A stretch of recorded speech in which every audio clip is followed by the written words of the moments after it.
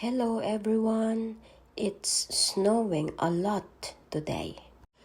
The winter along the coast of Norrland north to southern Västerön, average winter temperatures hover just above freezing, getting gradually colder winters into the fjords, and the coldest are inland.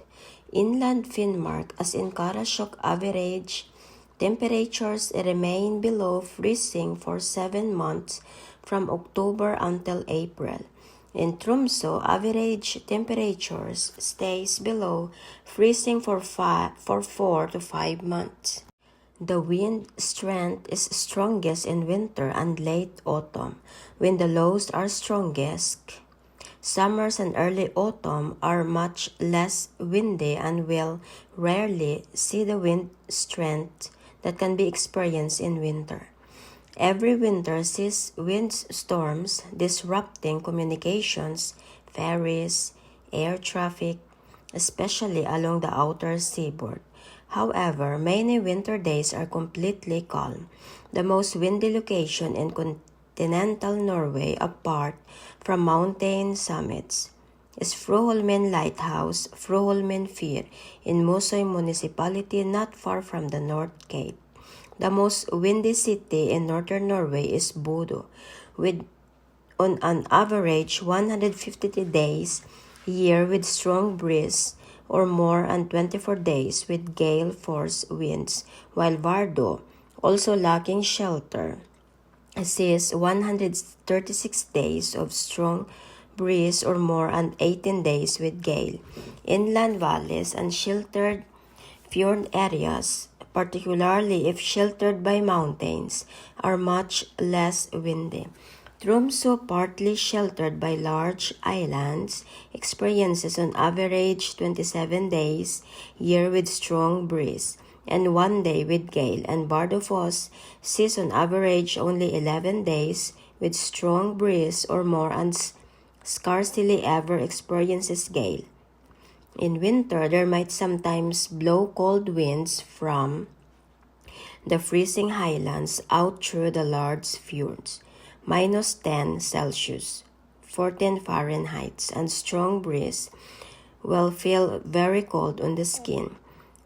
Mild westerlies are still much more common in most winters. Weather patterns are inherently unpredictable in this northern region. Both low pressure and high pressure weather can occur at any time of year, although the strongest winds occur in transportation in northern Norway, located at the very northern periphery of Europe, has seen great improvements in transportation infrastructure in recent decades.